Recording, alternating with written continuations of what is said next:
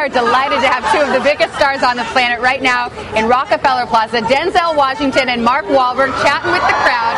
They are teaming up to take down a new kingpin in the new movie Two Guns, and while it's filled with action, their characters also share some tender moments, including one over breakfast. Ma'am, ignore everything he said, okay? Don't bring me any eggs and pancakes. Just bring me some coffee and bring him a couple of eggs. I don't want eggs. I want hash. You know, put a couple of eggs on it. And give him some rye toast, too. No rye toast for me. I don't like rye toast. And a pancake. No pancakes. Maybe a little silver dollar one. No Get the silver little baby ones? No pancakes, no silver dollars, no rye toast. I like pumpernickel.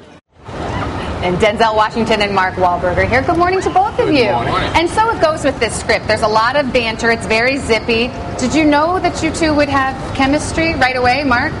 No, you would hope so, because the movie really lives and dies and relies on the chemistry of the two main guys.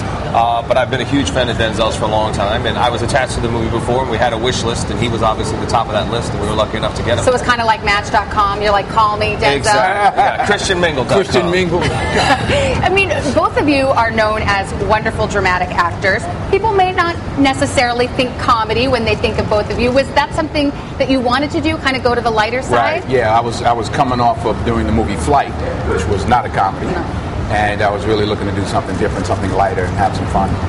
Mark, in an interview recently, you said that your wife kind of razzes you a little bit about getting older. This is a very physical role for both of you. I mean, you're hung upside down, chased by bulls. Were you like soaking in a hot tub after the shoot?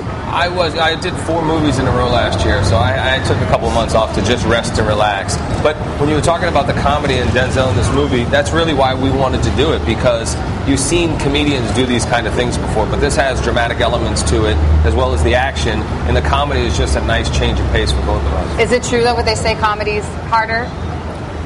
Repeating it, take after take, you know, because you don't know if you're funny, and, you know, the crew has to be quiet. They can't really respond to what you're doing.